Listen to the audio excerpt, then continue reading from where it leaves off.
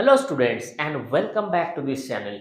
Students, in previous classes we has been discussed regarding the issue of share and regarding the issue of share we has been um, try to understand different type of segments. What is the share forfeiture and what is the fundamental of share ratio in capital reserve. So each and every single concept we has learned in so much. आज हम लोग इसी share और issue of share के अंदर एक बहुत ही अलग सा डिफरेंट कॉन्सेप्ट के बारे में जानने की कोशिश करेंगे। वो है issue of share, the consideration other than cash. अच्छा, चलिए हम लोग शुरू करते हैं।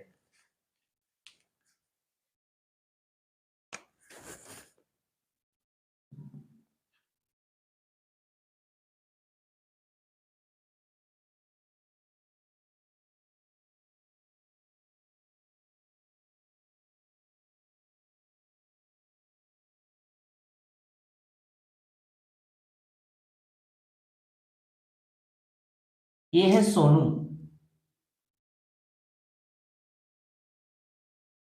और सोनू का एक प्रॉपर्टी है जो ये बेचना चाहता है।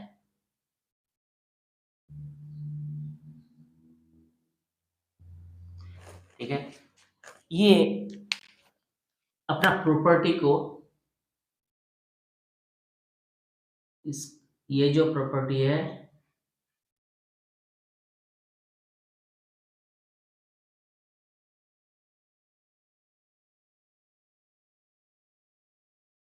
ये पिंकू को बेचना चाहता है। ठीक है, तो ये हमारा सोनू है जो यहाँ पे आया है हमें मैथ्स समझाने के लिए, कॉन्सेप्ट को क्लियर करने के लिए। जो ये प्रॉपर्टी है, इस प्रॉपर्टी को पिंकू को बेचना चाहता है। पिंकू आया और पिंकू ने बोला ठीक है जी, आपका ये 9 लाख का जो प्रॉपर्टी है ये हम बिल्कुल खरीदेंगे। क्यों नहीं खरीदेंगे, बहुत अच्छा है। लेकिन आपको ना हम 9 लाख रुपीस नहीं देंगे। तो 9 लाख रुपीस की जगह में आपको हमें हम आपको हम 9 लाख रुपीस का शेयर्स दे देंगे। ठीक है, आपको हम 9 लाख रुपीस का शेयर्स दे देंगे।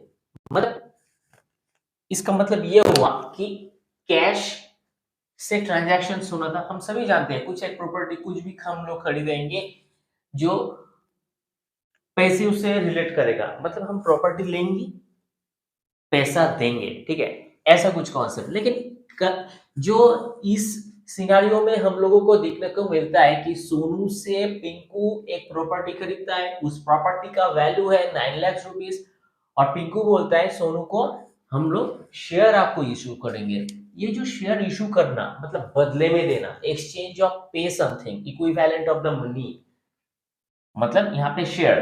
तो ये जो हो रहा है एक्सचेंज, तो इसी को ही बोला जाता है कंसिडरेशन अदर देन कैश। ठीक है,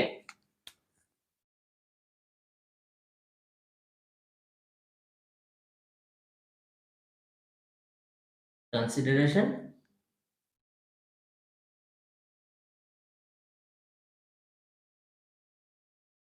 other than cash.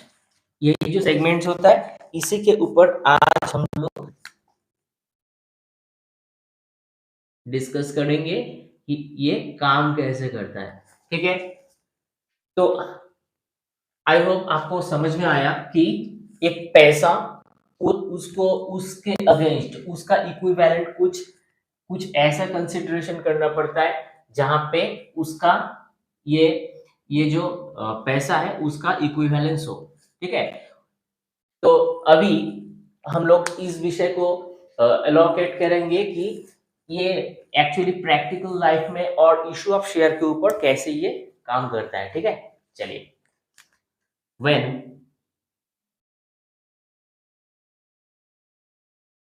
asset purchase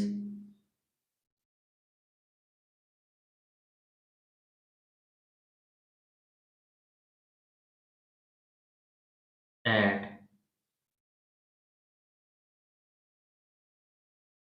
exchange of share, जब एसेट परचेज करा जाता है तो उस समय अगर शेयर को एक्सचेंज होता है, शेयर हम लोग कंसिडरेशन करते हैं, ठीक है। मतलब सीधा हम लोग अगर समझेंगे कि आपसे हम प्रॉपर्टी लेते हैं, उस प्रॉपर्टी का जो दाम है, हम बदले में आपको पैसा नहीं देके आपको शेयर्स दे रहे हैं, ठीक है। तो इसका जर्नल शो होगा asset account debit to vendor account. अब वेंडर अकाउंट का मतलब क्या होता है? वेंडर का मतलब है ये सोनू, ये जो हमारा सोनू जी है ना, ये वेंडर है, मतलब ये बेचने वाला है, ये बिक्री कर रहा है अपना प्रॉपर्टी को पिंकू को, तो that is why vendor account, ठीक है। Next, when issue of share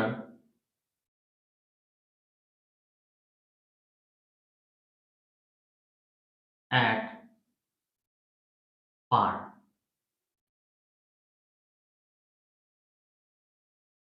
अगर शेयर को इशू करा जाता है एट पार के हिसाब से, in that time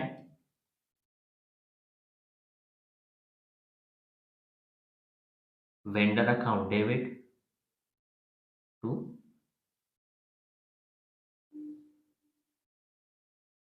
share capital account. Next, when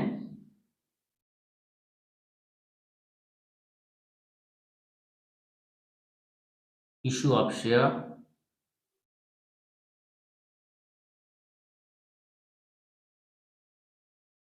at premium.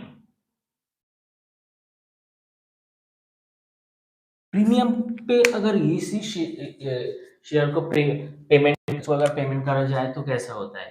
Vendor account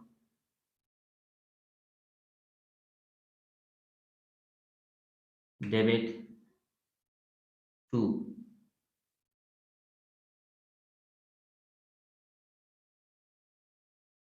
share premium account to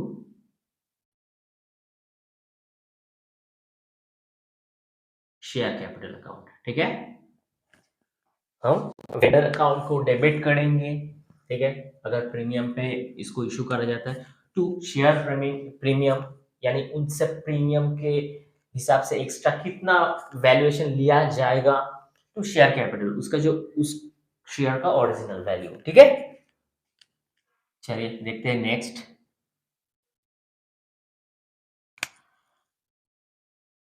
when issue of share at discount. अगर discount के अंदर इसको इशू करा जाता है तो तब जगह क्या होगा? Same as vendor account debit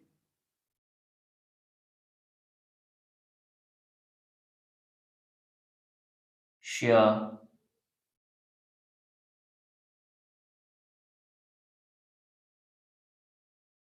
discount account debit sorry to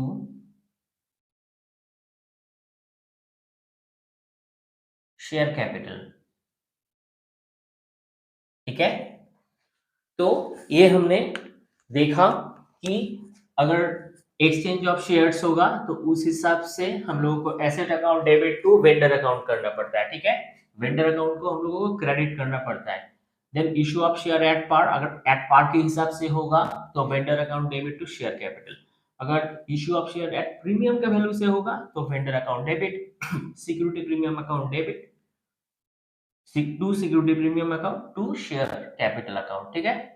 next, when issue of share at discount, अगर डिस्काउंटेड प्राइस में इसको इशू करा जाता है तो कैसा होगा? So vendor account debit share discount account debit to share capital. अच्छा, क्वेश्चंस ये आता है कि सिर्फ और सिर्फ हम लोग जब एसेट को परचेस करेंगे, ये हो गया एसेट, ठीक है। ये एसेट को जब हम परचेस करेंगे तो इन दैट टाइम हम लोगों को ये जर्नल्स को फॉलो करना पड़ेगा। सिर्फ यहाँ पे एसेट ही हम लोग परचेस नहीं कर पाएंगे, हम लोग एसेट के साथ साथ बिजनेस भी परचेस कर सकते हैं। चलिए देखते हैं। When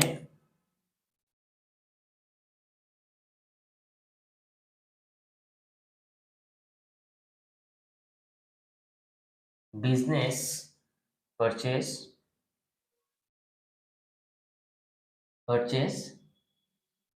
eight exchange of shares. तो अगर बिजनेस यहाँ पे हम लोग परचेज करेंगे और उसी शेयर्स को हम लोग पेमेंट करेंगे, मतलब उनको पैसा नहीं पेमेंट करेंगे, ठीक है, तब जाके क्या होगा। अब बिजनेस जब आप परचेज करते हो, मान लो ये एक घर एसेट है, इसको ही आप लोग बिजनेस समझ लो, ठीक है, एक सेकंड के लिए। तो इस बिजनेस को अगर पिंकू खरीदेगा, तो पिंकू तो उसका बनाया हुआ जो बिजनेस है उसको खरीदेगा, यानी सोनू के पास बहुत ज्यादा कांटेक्ट है, वो बहुत सारे लोगों को जानता है, उसका ट्रांजेक्शन्स और गुडविल, उसका रेप्यूटेशन एक्सेट्रा एक्सेट्रा बहुत ही ज्यादा है। तो उसी हिसाब को देख के ये पिंकू तो उसका बिजनेस के साथ साथ उसका रेप्यूटेशन और गुडविल भी परचेज करेगा, है ना। सो that is why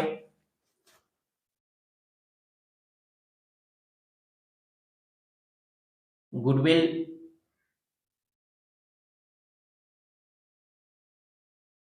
account will be debit to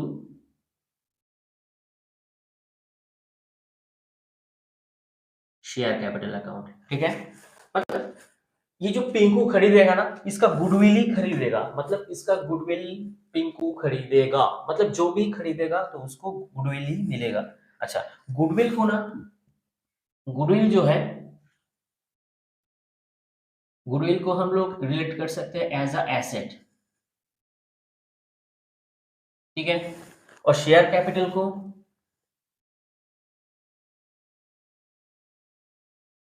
हम लोग वेंडर, ठीक है। तो हम लोग सिर्फ वी कैन रिलेट, ओके। तो हम लोग रिलेट कर सकते हैं गुडविल इक्वल टू एसेट। जब एसेट परचेस कर रहे थे तो उसी समय हम लोग asset account debit to vendor कर दिया था। अब गुडविल को जब मतलब बिजनेस को जब खरीदना है, तब गुडविल अकाउंट डेबिट। सो हम लोग एसेट की जगह में क्या लिखेंगे, गुडविल, और शेयर कैपिटल की जगह में हम वेंडर भी लिख सकते हैं या शेयर कैपिटल भी। तो हम लोग यहाँ पे शेयर कैपिटल लिख रहे हैं। तो स्टूडेंट्स, हम लोग इसी एक कॉन्सेप्ट के ऊपर, ये बेसिक हमारा कॉन्सेप्ट हो गया कि कंसिडरेशन अदर देन कैश होता क्या है। ये हम लोग कुछ बेसिक क्राइटेरिया के ऊपर हम लोग कुछ डिस्कशन किए और समझने की कोशिश की। अब इससे जुड़ा मैं एक प्रैक्टिकल मैथ्स यानी प्रॉब्लम्स प्रॉब्लम्स को सॉल्व सॉल्व करने की कोशिश करूंगा। चलिए हम लोग करते हैं। मैं एक रैंडम मैथ्स को पिक कर रहा हूं, ये रिलेट करेगा। आपको स्क्रीन पे ये मैथ्स दिखाई देगा। So X limited was incorporated with an authorized share capital of 1 lakhs, equity shares of 10 each. The director decided to allot 10,000 shares credited as fully paid to the promoters for their services. The company also purchased land and building YN Company from YN Company Limited of rupees 4 lakhs payable in full, paid up shares of the company. The balance of the shares were issued to the public, which were fully subscribed and paid for. We are required to pass the necessary journal entries and prepare the balance sheet. Okay. सो हम लोग यहाँ पे देखें कुछ कुछ इस maths, इस जो प्रॉब्लम होगा ना, हम कुछ स्टेप्स के अंदर हम लोग समझने की कोशिश करेंगे। ये जो एक्स लिमिटेड है, ये जो एक्स लिमिटेड कंपनी है, मतलब हम लोग पहले से यहाँ पे इसका जो प्लेटफॉर्म तैयार करके रखे हैं कि in the following journal entries the X limited. तो इसको हम लोग देखेंगे कि X limited company Y limited company से टू थिंग्स खरीदेगा, एक प्रॉपर्टी खरीदेगा जो एसेट होगा, दूसरा एक बिजनेस भी खरीदेगा। ठीक है, मतलब बिजनेस प्रॉपर्टी खरीदेगा इसका मतलब ये है कि लैंड एंड बिल्डिंग परचेस करेगा, और एक गुडविल के हिसाब से एक बिजनेस भी परचेस करेगा। तो जो प्रॉपर्टी होगा, जो एसेट होगा एक्चुअली, तो वो वो उनको इशू करना है, फिर जाके उसको पेमेंट लेना है, फिर हम लोग देखेंगे कि इसको हम लोग ओवरऑल मतलब over the longer period of time कैसे हम लोग उसको एडजस्ट करेंगे। तो चलिए शुरू करते हैं। तो goodwill account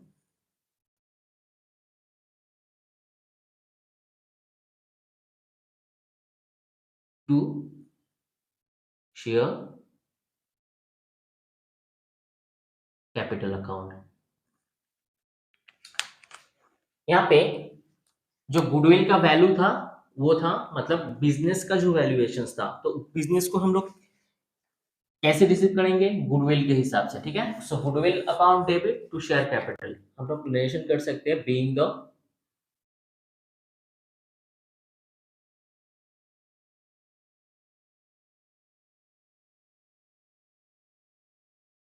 goodwill purchase on issue of shares on 10,000 shares at the rate of 100 each. जो शेयर्स का वैल्यूएशन था वो 100 रुपए करके था। ठीक है, सो यहाँ पे we can write 1 lakh. Okay, 1 lakh and 1 lakh. In next हम लोगों को अभी एक प्रॉपर्टी भी खरीदना है, उस प्रॉपर्टी का वैल्यूएशन है 4 lakh rupees. So land and building होगा, तो लैंड एंड बिल्डिंग को हम लोग परचेज करेंगे। So land and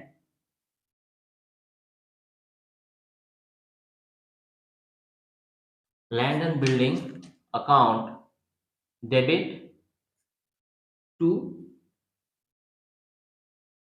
Y limited से, वाई लिमिटेड कंपनी। ओके, हम लोग निरेशन कर देंगे कि being the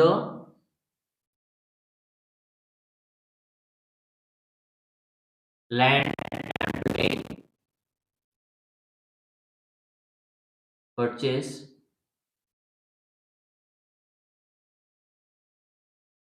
age fully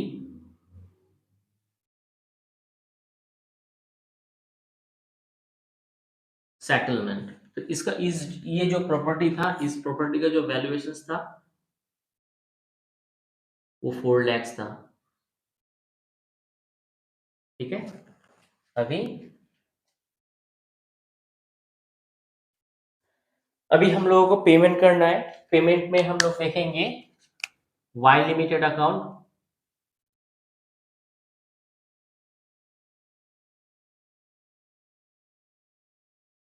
debit to share capital account. Okay, ठीक है, जैसे कि हम लोग यहाँ पे देखे थे एसेट परचेस करते समय, asset account debit to vendor, यानी कि लैंड एंड बिल्डिंग एसेट की जगह पे आप लैंड एंड बिल्डिंग को रिलेट कर सकते हो, और टू वेंडर जो बेचने वाला था मतलब वाई बिक्री करेगा उस प्रॉपर्टी को that is Y to vendor account यानी Y limited company.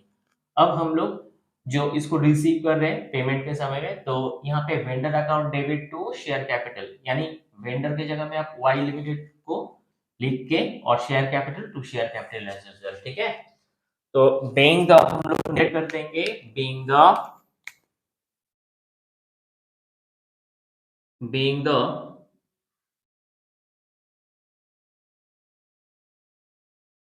Share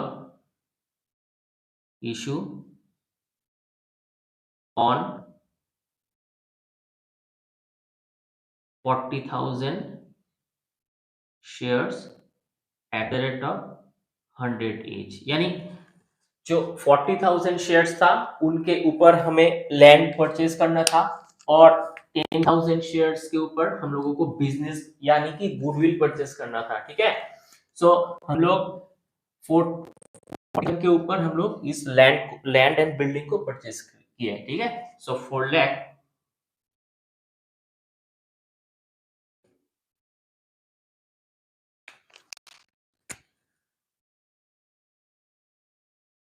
and 4 lakh।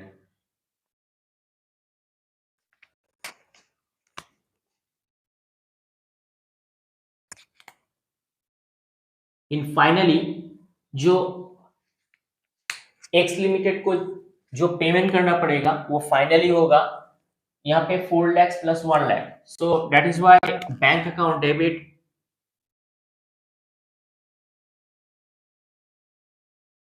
To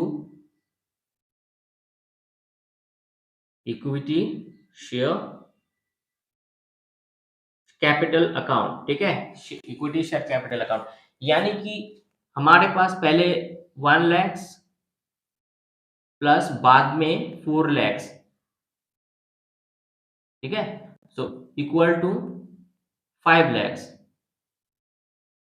ठीक है, सो 5 lakhs रुपीज जो है हम लोगों को पूरा पे करना है एज अ कैपिटल के हिसाब से, मतलब पूरा जो पेमेंट है।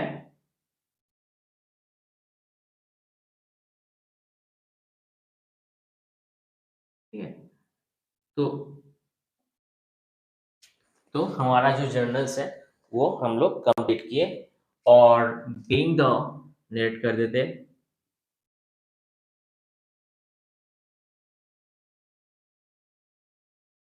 Issue of share on 50,000 shares at the rate of 100 each।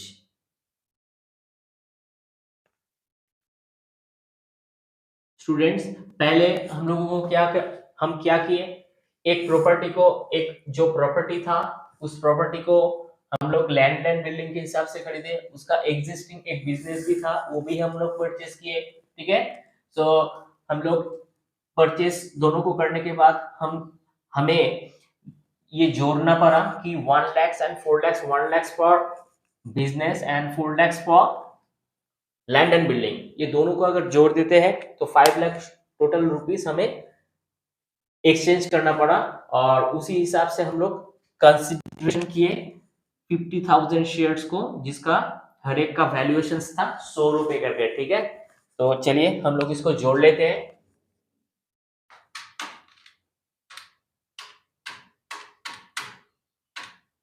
So 16 lakh, so 14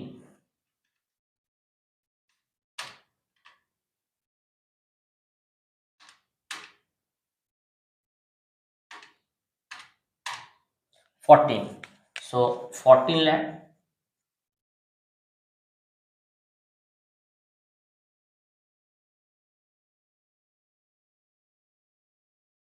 so 14 lakhs and 14 lakhs। Okay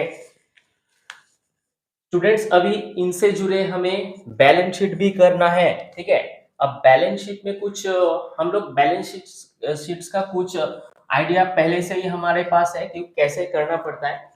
according to this particular information हम लोग देखेंगे कि हमारा इस सिनारियो के अंदर बैलेंस शीट कैसे होता है। ठीक है, तो फर्स्ट हम लोग लिखेंगे शेयर कैपिटल।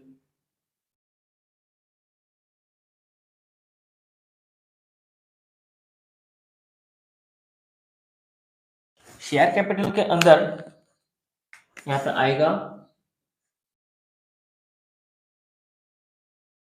Authorise capital.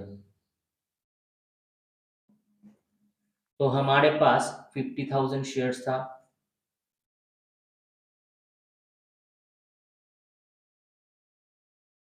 इसका वैल्यूएशन था 100 रुपए करके। ठीक है,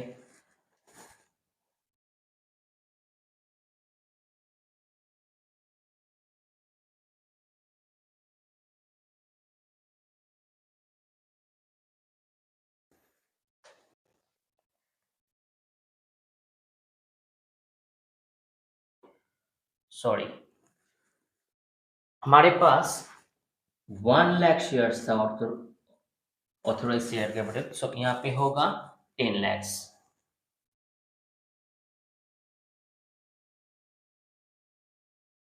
हमारे पास ऑथोराइज कैपिटल के हिसाब से स्टूडेंट्स 1 लाख शेयर था, और जिसका एक का हर एक शेयर्स का जो वैल्यूएशन था वो 100 रुपए करके। अब यहाँ पे आता है इशूड कैपिटल।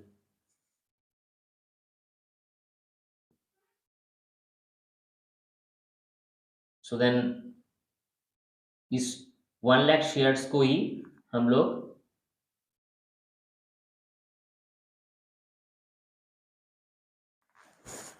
₹100 के हिसाब से हम लोग इसको ही हम लोग इशू करा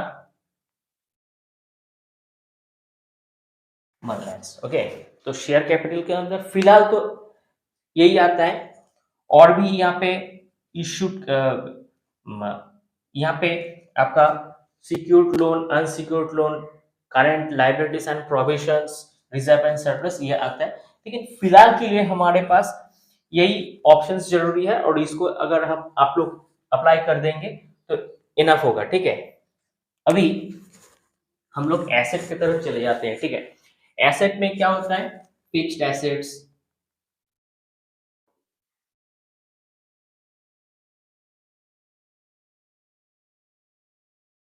फिक्स्ड एसेट्स के अंदर में आएगा हमारा गुडविल,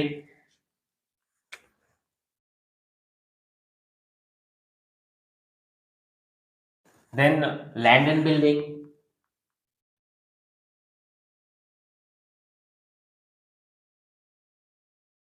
ठीक है, गुडविल का जो वैल्यूएशन था वो 1 लाख था,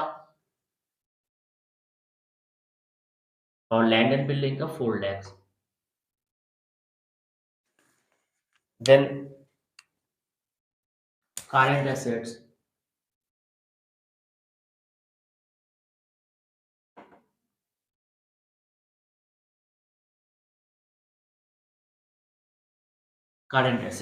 करंट एसेट्स के अंदर हमारा cash at bank,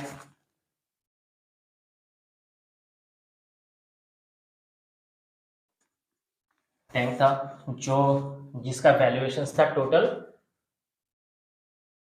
5 lakhs rupees। So 5 lakhs rupees will be here।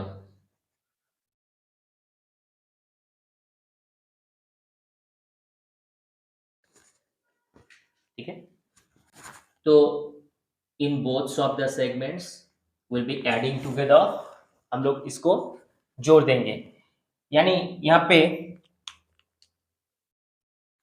10 lakhs होगा।